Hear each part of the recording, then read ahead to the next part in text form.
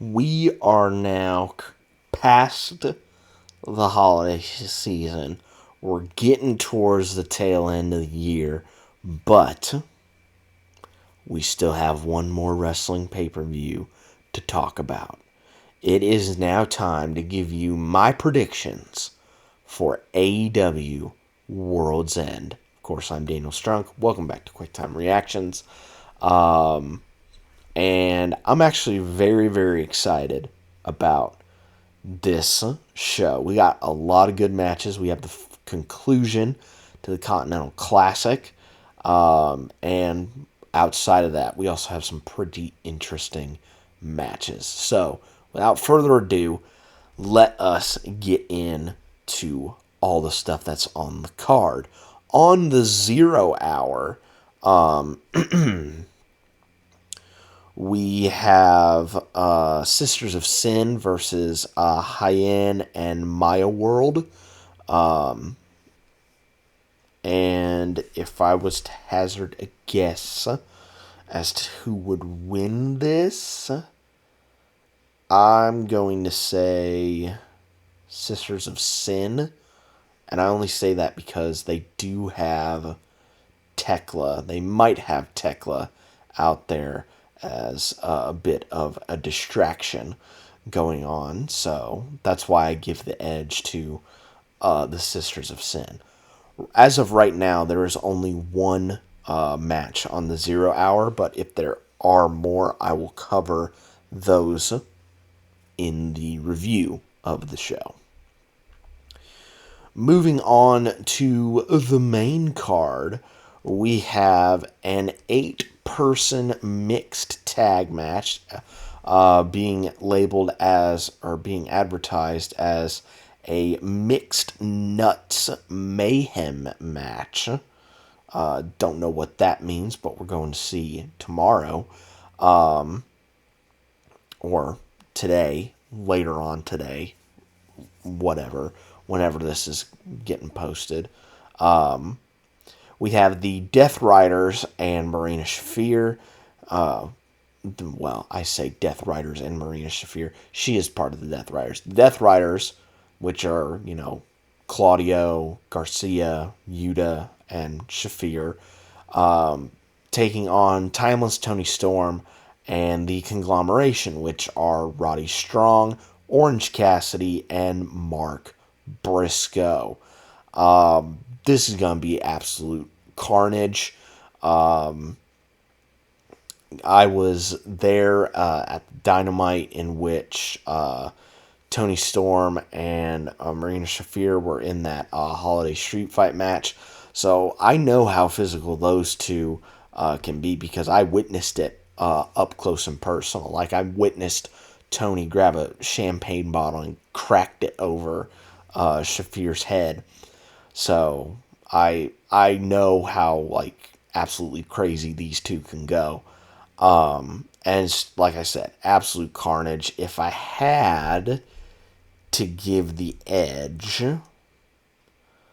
I'm going to say the Deathriders are going to get it, and this will factor into my predictions later on in the show. But I'm having a feeling the Deathriders are going to win this one, and considering what I have planned for Moxley later on, I think it'll be pretty fitting if the Deathriders win this one. So I give it to the Deathriders. In a Chicago street fight for the tag team titles, we have FTR versus the Bang Bang Gang, which is, I think, Austin Gunn and Juice Robinson. This is going to be, again, much like the Mixed Nuts Mayhem match. This is going to be absolute bonkers. Of course, FTR, in my opinion, is probably one of the best tag teams, not only working today, but just of all time. So they're not, and they're also very adaptable, I should say. Going back and forth between working a technical match, going to brawling, they're just so good and so versatile at what they can do that I have a feeling that this will be a really good match. In the end, though, I do see FTR retaining their tag team titles. I don't see them losing them for at least a little while. Like, I don't see them losing them until maybe Double or Nothing, maybe, but we'll just see. But FTR to retain. Let us get into the C2 stuff. In one semifinal match, we have Kylefletcher versus Jon Moxley. Moxley was able to scratch and claw his way through. Meanwhile, Fletcher hitting some speed bumps here and there, but he was able to get through as well. This is going to be very interesting because both guys are heels, but I would say Moxley is, I think, more towards going towards. I'm getting tired. I need to speed this along. I would say Moxley's headed more towards a babyface route. So I would imagine people are going to be cheering Moxley a little bit more than Fletcher. I think this will be a really good match between the two of them. But in the end, though, I do believe that Mr. Kylefletcher is going to walk away with W and advance to the finals. Which brings us to the other C2 semifinal match, which is Okada versus Takeshita. This has been building for quite a bit of time. Takeshita, I think, has had the most points that he could possibly score in his league. Meanwhile, Okada, same as Fletcher, hit some speed bumps here and there, but was just able to eke out his way into this matchup. And my assumption is that Okada is going to find a way to cheat and beat Takeshita and move on to the finals, which will, again, probably further more of a Takeshita face turn. Whether that happens tonight, I don't know. Well, let's just talk about it right now. The C2 final, which I have as Okada versus Fletcher. Again, two members of the Don Callis family going at it. There could be the possibility of Takeshita. Well, that's going to be a bit tricky because, of course, C2 matches, there can be no interference. So, because, oh man, this is going to be tough. Because I'm like, I would like Fletcher to win it, but I don't think they would take the Continental Championship away from Okada, who's already the international champion. Like, why would you split up both belts? So my assumption is that Okada is going to win the final. He's going to keep both his championships. And while Fletcher may not go towards the babyface route, not yet anyway, I do think that Takeshita will probably go down the babyface route.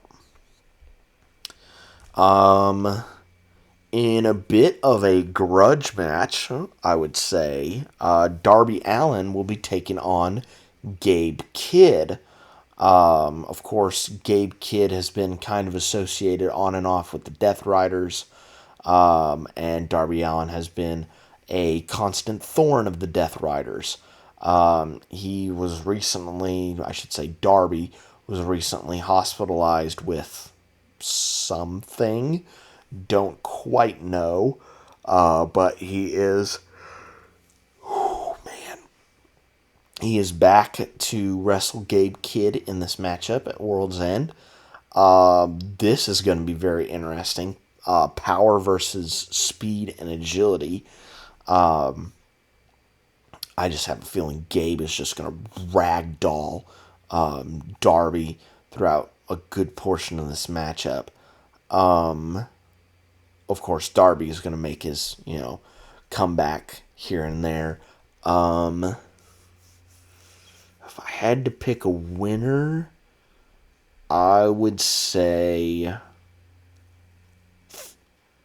going to say Darby wins it. Only because, he missed out on, competing in the rest of the C2. I would think, give him this win to kind of get him back up on his feet. So yeah, Darby for the win in that matchup. Moving on to our three big title matches, I should say. The women's tag titles will be defended as the Babes of Wrath will take on TBS champion Mercedesmone and ROH women's champ Athena. If I remember correctly, these two fought in one of the first round matchups in the women's tag title tournament, with the Babes of Wrath winning in that instance. And I think this is going to be, again, really good matchup between all four of these ladies. It'll be very intriguing to see what route they go through, because Monet is slowly but surely losing her championships. So, this is tough. I'm going to say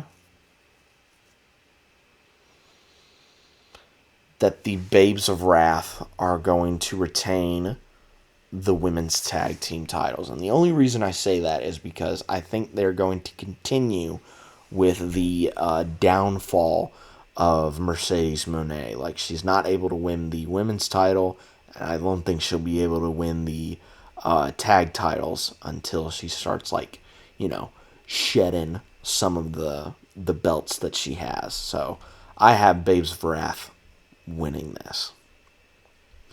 Moving on to the women's title match, we have Krisstatlander defending against jamiehayter. This is going to be a really good matchup. You have two competitors, both of whom respect one another, but that respect is going to get thrown out the window come bell time. So, again, this is going to be a really good matchup. It's hard to determine a winner because, Chris is having a really good run with the championship, but I would also like to see Hayter back with the championship. But I'm going to have to say it's going to have to wait a little bit. Statlander's probably going to end up retaining her championship in this instance. I don't know when Hayter gets it back, but I just know it's not right now. So Kris Statlander will be retaining. Which now brings us to our main event for the evening. It is a four-way for the AEW World's title. Samoajoe defending against Hangmanpage, Swervestrickland, and MJF. MJF is cashing in his Casino Gauntlet contract, in which he won back in All In, Texas. Of course, Hangman tried to get Page to use the contract for a title match earlier in the year, but was not successful. Of course, Page and Joe have had their feud. Joe won the belt from Page.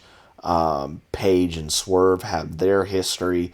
Like, it's just a very interesting mix. And of course, MJF lost the AEW World's title last year to Samoa Joe. I believe it was last year. It was either last year or 2 years ago. One of the two. So there is a lot of history between all 4 of these guys in this ring. And once again, I think it's going to be a really, really good match between all 4 of them. There's going to be, lots of chances for people to get near falls on each other. But in the end, the man that I see walking out as AEW World Champion will be MJF. And the only reason I say that is because I don't think the title reign for Joe was meant to be a long-term thing. Like, maybe to, get the championship back onto MJF, potentially. But yeah, I think we're going to end 2025 with MJF walking out of the last show of the year, last major show of the year, I should say, holding the AEW World's title high above his head. And there you have it, ladies and gentlemen. Those are my predictions for AEW World's End. Of course, I'm going to have a review up for the show. I just don't know when. It could be Saturday, heading into Sunday, or it could be Sunday afternoon, Sunday evening. One of those times, it will be up. Rest assured, it will be up on the channel. But I think that is pretty much it for me on this one, guys. Be safe out there, and I will see you guys for World's End coverage tomorrow or Sunday. One of the two. I'll catch you guys next time.